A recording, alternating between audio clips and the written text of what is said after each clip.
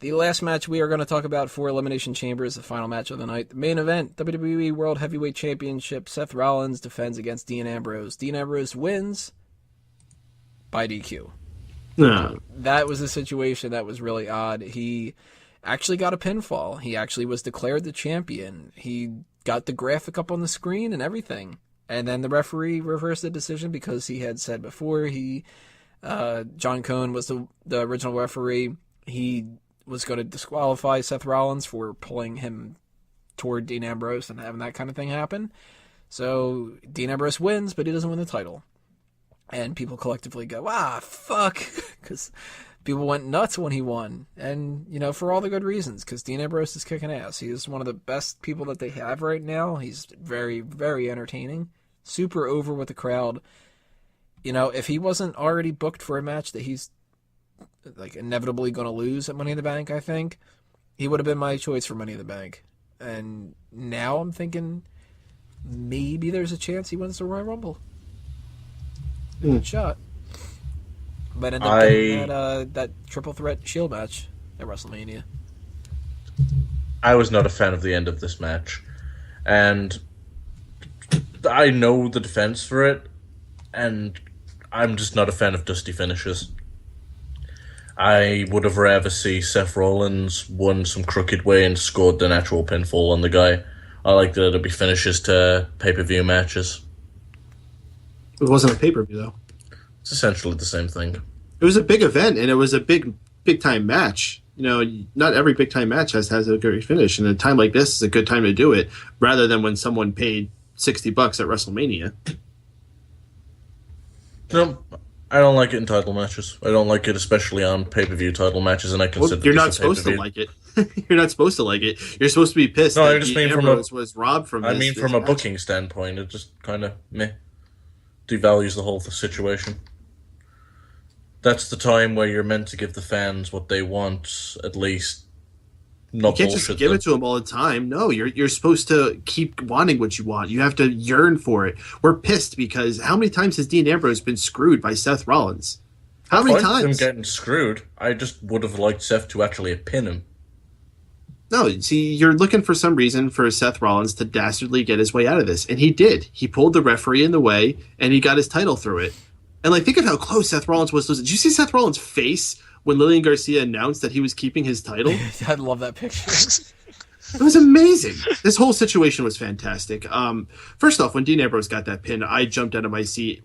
Probably more excited than I was when Kevin Owens got his pin over John Cena. Between that, the Ryback pin, I believe that they might have actually gone through with this because it was all these surprising pinfall victories, and they didn't go through with it. It's unfortunate. I'm upset, but I should be upset. And I liked what they did with Dean Ambrose still running out with the title because it leaves you intrigued. It's well, shit, I have to tune in to Monday Night Raw tomorrow night to see where this goes.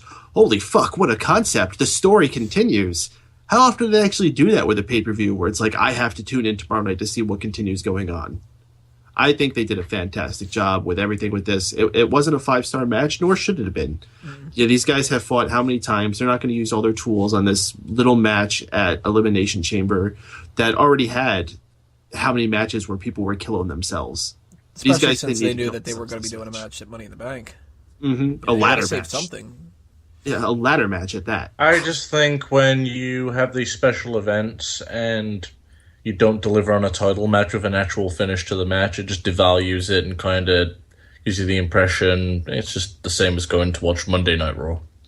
The issue with it, in my eyes, is that people will complain about it because it was the World Heavyweight Championship instead of it being just the Tag Team Championships or a U.S. title or something like that. Makes it okay for the tag titles, and it doesn't. That's the thing. I don't like any of these finishes.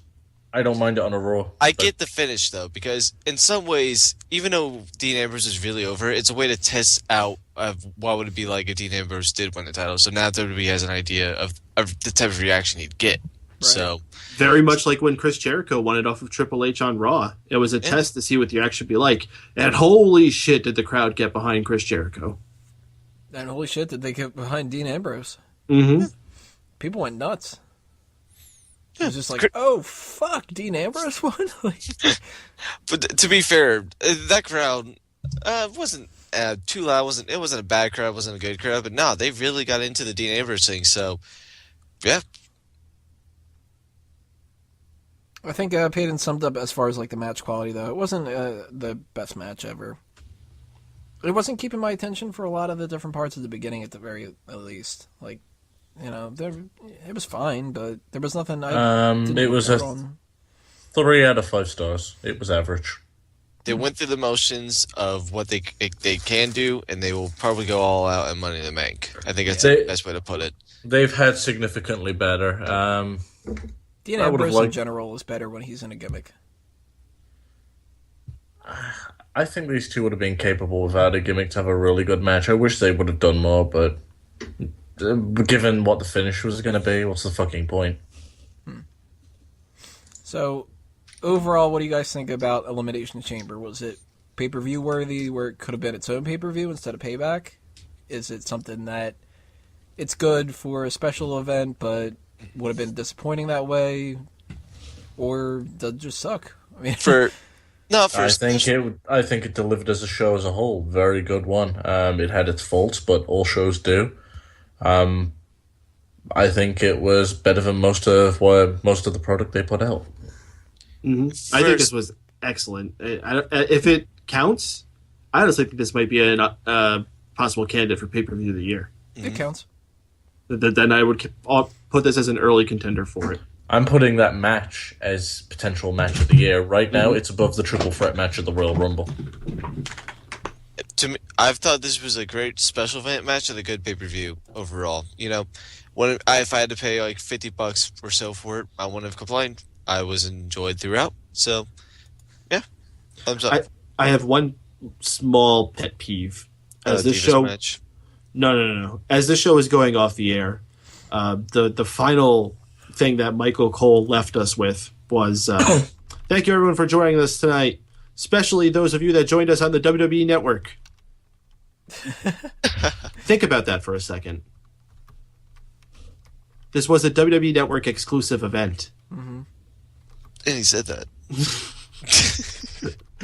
I mean, yeah, okay. I guess people could have been streaming it or whatever. Are you sure that was Michael Cole and not JR? What if that would have been JR pucked in? Back out, thanks for joining. So that's what we think about Elimination Chamber, everybody. Again, as I said before, leave your comments below. Tell us what you thought about it for all the different matches and anything that we skipped over or whatever like that, too. We have one more thing that we need to do for this episode of Smack Talk, and that is Fantasy League related. So, part 12, we will take care of that, and then that'll be